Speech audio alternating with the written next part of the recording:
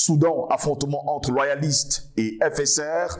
Pourquoi les Occidentaux évacuent-ils? Nous nous interrogeons.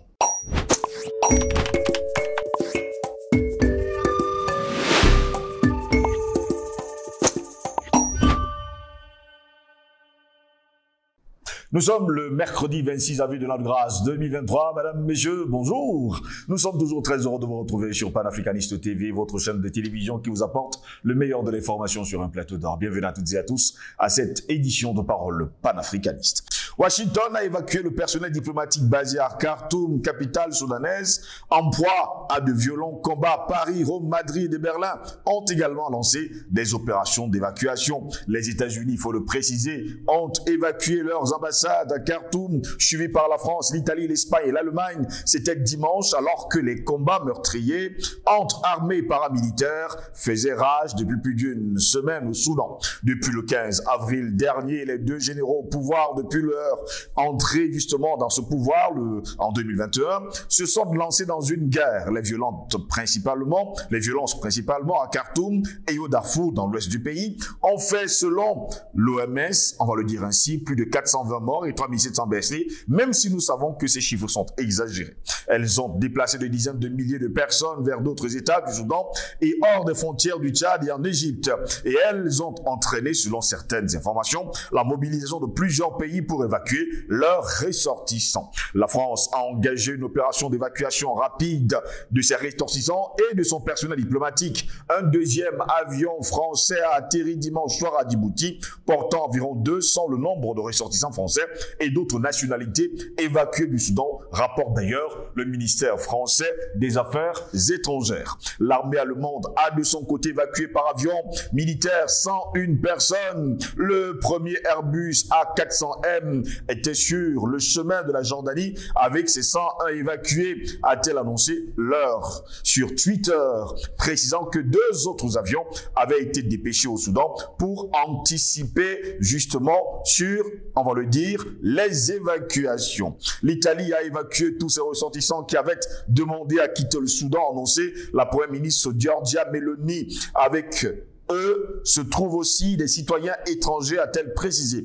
Plus tôt dans la journée, son ministre des Affaires étrangères, Antonio Tajani, avait évoqué l'évacuation par l'armée italienne d'environ 200 personnes, y compris des ressortissants suisses et des membres de la nonciature apostolique, l'ambassade du Saint-Siège au Soudan. Le gouvernement espagnol a aussi évacué une centaine de personnes du Soudan vers Djibouti. Et nous de poser la question, toutes ces personnes étaient au Soudan pour faire quoi?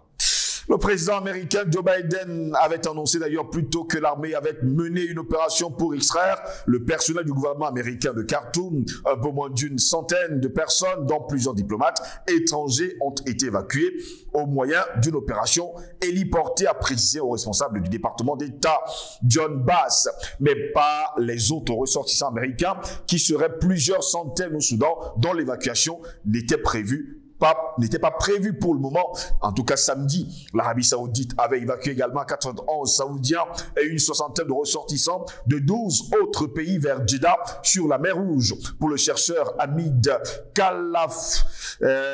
Kalafala, eh bien, réclamer des couloirs sécurisés pour évacuer des ressortissants étrangers sans réclamer et en même temps la fin de la guerre serait terrible. Les acteurs internationaux auront moins de poids quand ils auront quitté le pays. Faites ce que vous pouvez pour partir en toute sécurité, mais ne laissez pas les Soudanais derrière sans protection, plaide d'ailleurs ce spécialiste du Soudan. Et nous de poser donc la question, Soudan, affrontement entre loyalistes et FSR, pourquoi les Occidentaux évacuent-ils? Pour répondre à nos questions, d'ailleurs, il connaît cette question, la question du Soudan, il est spécialiste d'ailleurs dans cette question, c'est Jonathan Matenguene, il est ancien à l'université de l'année et sociologue, il est notre invité ce mercredi matin. Jonathan Matenguene, bonjour, bienvenue à vous. Bonjour mon frère Ngoz, bonjour à tous les panafricanistes, bonjour à tous ceux qui participent à ce combat et qui le portent vers la victoire. Nous sommes confiants que ce que nous accomplissons tous les jours va permettre de repousser jusqu'aux confins de la terre les limites de l'obscurantisme. L'obscurantisme qui annonce une autre terre, c'est les mercenaires du chaos mercenaires de la terreur, les terroristes, qui sont les sous-traitants des Occidentaux. Et cet obscurantisme menace la quiétude des nobles citoyens que nous avons sur nos terres et aussi vise une géopolitique du chaos pour davantage asseoir l'hégémonie occidentale. Comme nous recusons cette manière de faire, nous la combattons et nous sommes sûrs que l'Afrique va se libérer de toutes ces manières un peu bizarres de vouloir imposer aux autres sa vision du monde. Merci à vous, Jonathan Watenga, d'être avec nous ce matin. J'espère que vous allez bien. C'est pas la grande forme. Pas la grande forme. Il y a un peu de grippe, il y a un peu de grippe, ça fait quelques jours, mais ça va aller. Je vous dirais de boire chaud, vraiment chaud, et surtout ne vous lavez pas à l'eau froide, lavez-vous également chaud, ça va passer très rapidement, c'est une règle, on va le dire comme ça, quelques conseils de grand-mère. D'accord? Merci. Comme ça, on verra très en forme très prochainement. Soudan, affrontement entre loyalistes et FSR. Pourquoi les Occidentaux évacuent-ils? Eh bien, Jonathan Watenga, je vous pose donc cette question. Je ne savais pas qu'ils étaient aussi nombreux, les Occidentaux, sur le sol soudanais. C'était des milliers. Depuis samedi, ce sont des avions qui atterrissent et qui disparaissent dans les airs, emportant avec eux des ressortissants occidentaux. Pourquoi l'Occident évacue-t-il? L'Occident évacue d'abord parce qu'il lui faut une raison d'intervenir sur le territoire du Soudan. Parce que l'objectif, c'est l'intervention, il faut l'intervention. Et qui parle d'intervention, il faut une raison humanitaire.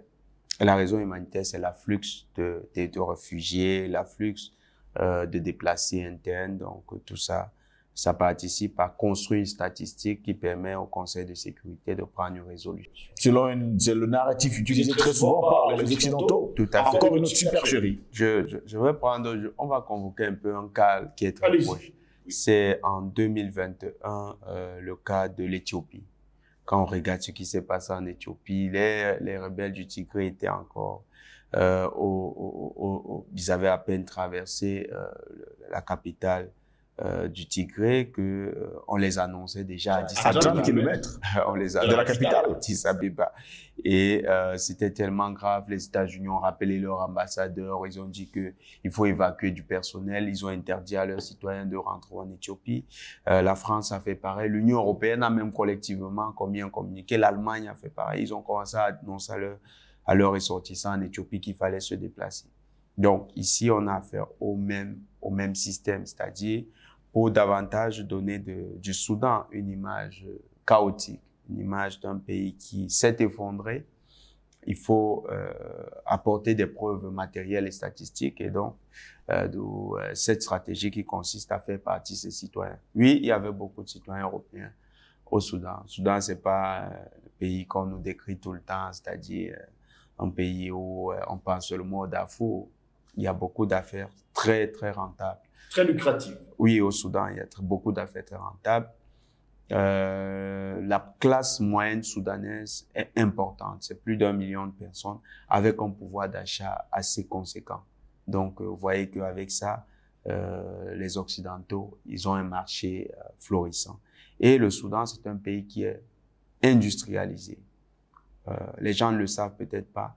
Le Soudan produit du matériel militaire, des Kalachnikov, ils produisent des Kalachnikov.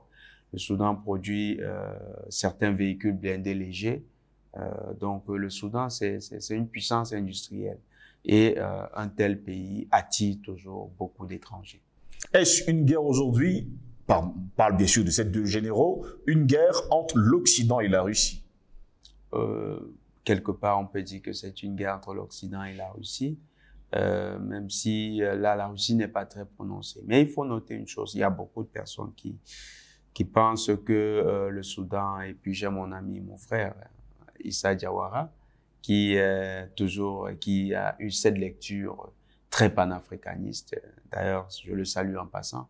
Oui, on peut être panafricaniste, on peut solliciter que les Soudanais soient panafricanistes, mais le Soudan, c'est une toute autre histoire.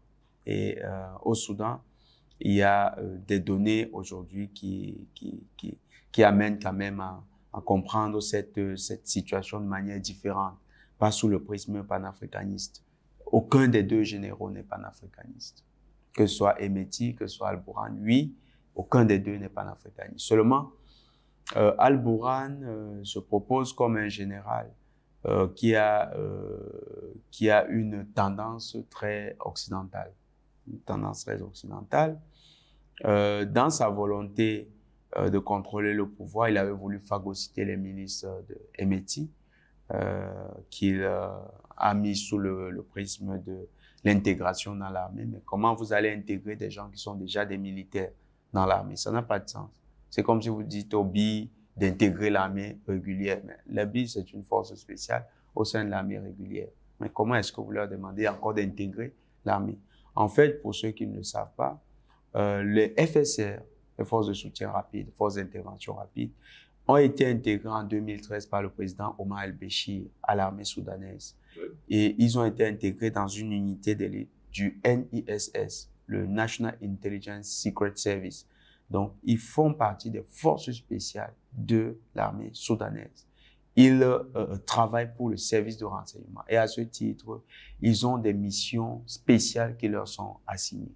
Et parmi ces missions spéciales, ils sont chargés de la sécurisation des sites d'exploitation minière aurifère au Soudan. Donc, la majorité des installations aurifères, c'est les FSR qui sécurisent cela. Ils sécurisent aussi d'autres sites stratégiques dans le cadre de leur mission. C'est une force qui est repartie dans l'ensemble du pays, même si dans sa genèse, c'était une force qui avait été utilisée pour les combats dans le Darfour. Emeti, qui en est le chef, n'a pas connu une formation comme les autres. Donc, il subit un certain mépris, un ostracisme de la part des autres généraux qui considèrent que c'est un général qui n'a pas d'éducation, que c'est un général qui est un peu particulier, vous voyez un peu. Donc, c'est l'autodidacte qui est devenu général. Donc, pour eux, ce n'est pas un général au sens classique du terme. Il y a ce décalage dans l'image. Et donc, quand Al-Bourhan veut phagocyter, c'est que lui, il n'a pas toute la considération des Emeti. Mais qu'est-ce qui rend Emeti pertinent? C'est qu'il est le commandant des forces spéciales du NISS. Et ça, c'est une position que lui-même, c'est tout à fait spécial. Mais il y a un autre soupçon qui est levé ces derniers temps sur Emeti. C'est que Emeti travaillerait en sous-cap pour le président Omar el-Béchir. Parce que Emeti était un des généraux les plus proches de el-Béchir. Vous savez que au niveau du Darfour, el-Béchir va fabriquer des hommes, un homme comme Emeti, et les milices qui vont devenir les FSR, ce qu'on appelait les milices Janjaweed, il va les fabriquer pour suppléer au manquement de l'armée régulière. Parce qu'il trouve que l'armée régulière n'agit pas plus efficacement sur le terrain, il va procéder par les Janjaweed. Donc, Emeti jouit d'une proximité avec el-Béchir qui est particulière, qui est différente. Et Emeti va réaliser une visite en fin d'année 2021 au niveau une visite au niveau de la Russie. Le 5 décembre, quand il rentre de là, il fait cette déclaration qui est une déclaration tout à fait pertinente. Il dit, la coopération avec la Russie va être renforcée davantage dans les prochains jours. Donc, il annonce la couleur. Pourquoi il annonce la couleur? Sous el-Béchir, les Russes, en 2013, avaient signé un accord avec la République du Soudan pour créer une base militaire au niveau de la ville de Tartour. Donc, cette base militaire qui n'a pas encore pris forme, qui n'a pas encore été mise sur pied, il faut que cette base militaire prenne forme au niveau du Soudan. Et c'est le général Emeti qui va tout à fait remettre ce dossier sur la table. Il va peser de tout son poids pour demander que le gouvernement intègre, puisse accorder aux Russes de créer cette base militaire. Et ça crée un véritable problème avec d'abord Al-Bourhan, mais plus tard Al-Bourhan va se résoudre à cela. Et Al-Bourhan voit un peu ce général un peu particulier qui lui est en train de prendre de l'envergure. Déjà que dans les relations avec la Russie, on va constater qu'il y aura une prédilection pour Emeti de plus en plus dans les canaux de communication. Donc, Al-Bourhan ne perçoit pas ça de la plus bonne des manières. Et donc, il lui voue désormais une haine fratricide qui est qui est tel qu'il est prêt à en découdre avec Emeti pour simplement conserver le pouvoir. Il y a aussi que dans la perception des Russes, il serait intéressant de garder un général à la tête du Soudan plutôt que d'avoir un civil, parce que la majorité des civils qui sont en pole position, c'est des gens qui n'ont pas bonne réputation. C'est des gens qui ont une réputation de collaboration avec l'Occident. Par exemple, Abdallah Hamdok. Abdallah Hamdok, c'est quelqu'un qui a travaillé pour le FMI, qui a été Premier ministre de transition, mais qui propose tout à fait un profil de coopération avec l'Occident, tel que les Russes savent que avec ce genre de personnes, on ne peut pas compter. Donc, Emeti, ça arrange bien les Russes. Mais seulement, cette fois-ci, dans la géopolitique, il faut intégrer les puissances du Moyen-Orient. L'Égypte, l'Arabie Saoudite, le Qatar, les Émirats Arabes Unis, la Jordanie, tous ces pays de la Ligue arabe, il faut les intégrer dans le jeu. Il faut noter que depuis la signature de l'accord de paix de l'accord qui lie désormais entre la République d'Iran et la République d'Arabie Saoudite et le Royaume d'Arabie Saoudite, eh bien, les relations au sein de la Ligue arabe ont beaucoup changé. Des pays qui étaient parias au sein de la Ligue arabe se voient de plus en plus réintégrés. Prends le cas, par exemple, du Yémen, qui avait des soucis avec sa minorité houthi, qui avait engagé une rébellion pour la conquête du pouvoir. On voit les Houthis de plus en plus collaborer. D'ailleurs, même les Saoudiens ont dit au président, à l'ancien président, qui a été éjecté du pouvoir par les Houthis, ils lui ont dit, si tu restes aux États-Unis, c'est tant pis. Nous, on va continuer avec ceux qui seront sur le terrain. Donc, comme quoi, ils sont eux-mêmes, l'Arabie Saoudite, en train de tourner le dos aux États-Unis. Et on a vu un ensemble de gestes forts posés par la couronne saoudienne contre les États-Unis ces derniers jours, qui amènent quand même à comprendre que l'Arabie Saoudite est sur une démarche assez pertinente. Et donc, l'Arabie Saoudite, qui travaille avec tous ses autres partenaires, dont l'Égypte, qui est l'une des puissances majeures dans le nord, à la croisière entre le nord et la corne de l'Afrique, les Saoudiens et les Égyptiens sont d'accord que désormais, il faut avoir un pouvoir au Soudan qui soit en cohérence avec les visions de ces puissances-là. Et Emeti, qui propose le meilleur profil, semble être leur favori. Tandis que Al-Bourhan, qui semble moins maîtrisé par ceux-là, lui, il pose un réel problème. C'est d'ailleurs pourquoi... Et tout le monde dit qu'Al-Bourhan est du côté de l'Occident et que c'est l'Occident qui l'a installé. Oui, c'est l'Occident. Al-Bourhan a bénéficié de beaucoup de soutien de l'Occident. Même quand il y a eu les manifestations au Soudan, on a parlé de tentatives de révolution de couleur, tout. Mais quand il a eu beaucoup de soutien de la part des États-Unis. Vous vous souvenez que c'est Auf Ibn Auf qui Ibn Auf, voilà, qui était le président de transition, du conseil de transition, quand ils ont renversé El-Béchir. C'est parce que il ne proposait pas, il avait un profil, on savait qu'il était proche d'El-Béchir, que les États-Unis, surtout la CIA, a manœuvré pour que ce monsieur quitte, ce général quitte le pouvoir. Il était le chef d'état-major. Ils ont tout fait pour qu'il quitte le pouvoir. Et ils ont tout fait, ils ont manœuvré pour que Al-Bourhan arrive au pouvoir. Donc, il y a entre Al-Bourhan et les États-Unis peut-être des accords des accords qui ont été passés ou bien des compromis qui ont été trouvés dans le cadre de la gestion. Et surtout que Al-Bourhan veut à tout prix suivre l'agenda qui est proposé par les puissances étrangères, c'est-à-dire que donner le pouvoir à terme aux civils. Or, les civils en question, quand on regarde, la personne la plus proéminente, c'est Abdallah Hamdok. Abdallah Hamdok, c'est l'homme des États-Unis. Donc, Al-Bourhan, ils veulent tout faire pour passer le témoin à Abdallah Hamdok. Alors que, dans la perspective d'Emeti, il va rester certainement dans le sillage de El-Béchir et il va privilégier davantage un pouvoir militaire ou bien il va privilégier un pouvoir qui sera contrôlé par des militaires plutôt qu'un pouvoir comme celui de Hamdok. Donc voilà, il y a une contradiction réelle entre les deux approches et Emeti semble être le profil qui correspond le mieux pour les Russes dans le cadre de... Où en est-on aujourd'hui avec les combats? Les combats, il y a une bonne maîtrise. Aujourd'hui, il n'y a pas, pardon, il y a pas assez de combats au niveau de la capitale Khartoum.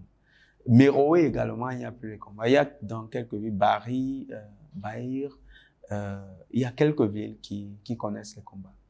Alors, c'est quand même à se poser la question. Pour les Occidentaux, évacuer les populations de Khartoum, sur quelle base?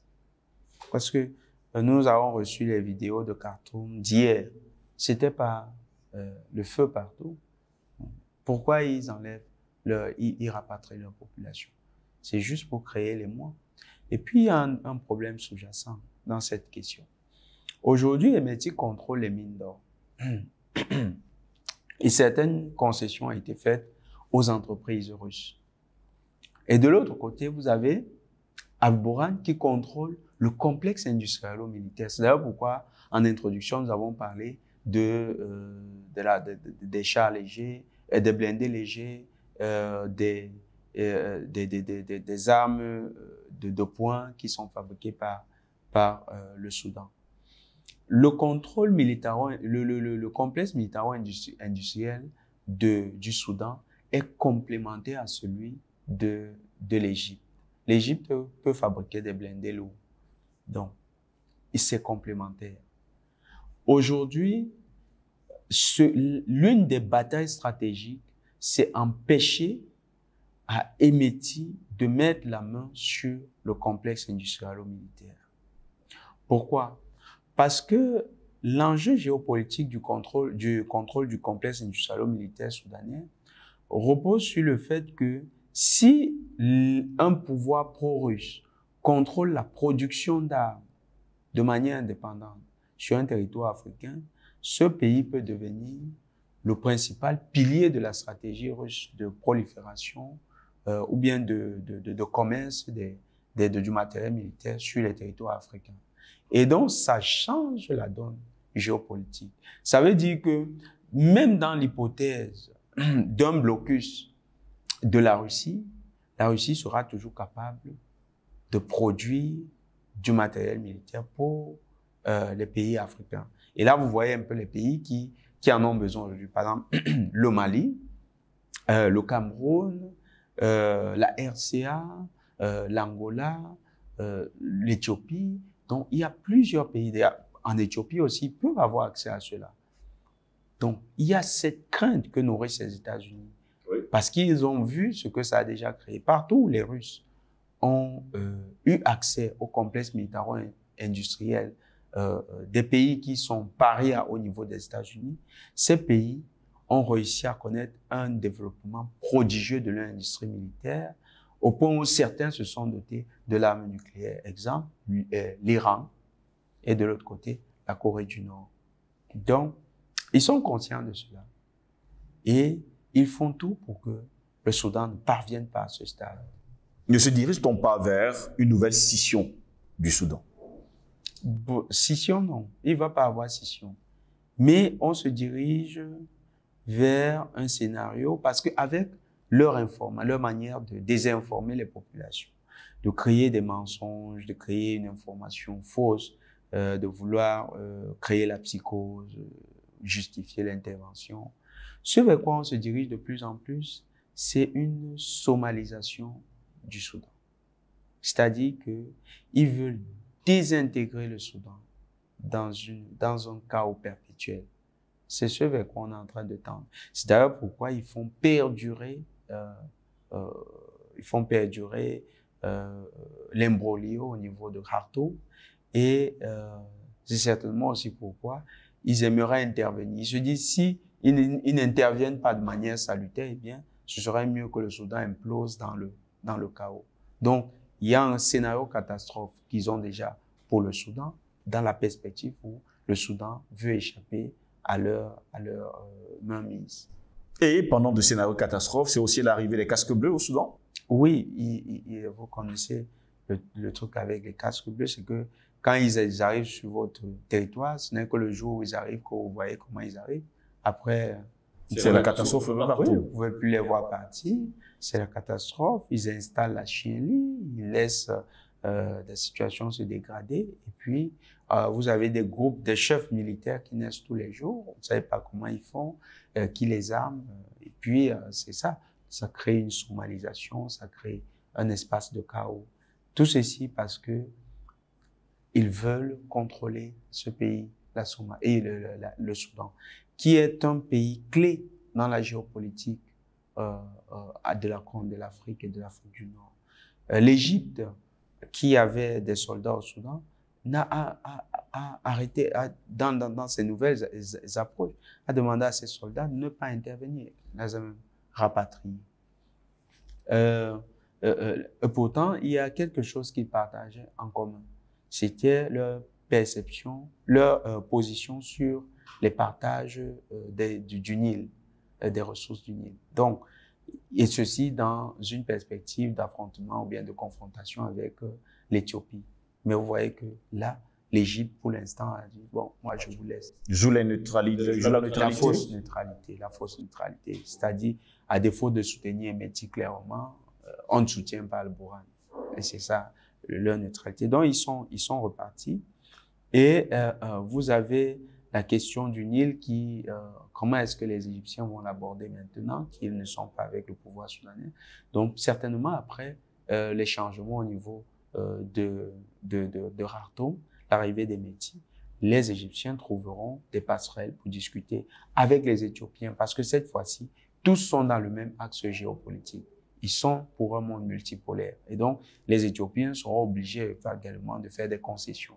Le barrage de la Renaissance qu'ils ont construit, ils pourront peut-être revoir avec tous ces partenaires-là sur le mode d'organisation des ressources du Nil. C'est des données aujourd'hui importantes à prendre en compte pour le cas du Soudan, en dehors de l'or et des ressources pétrolières qui sont disponibles dans cette région. Merci à vous, Jonathan Matsingene. C'est moi qui vous remercie, mon frère Ngos, et je dis encore beaucoup de courage à tous ceux qui ont pris un peu de temps pour nous regarder et qui vont continuer ce combat de manière pratique, de manière concrète dans leur vie quotidienne.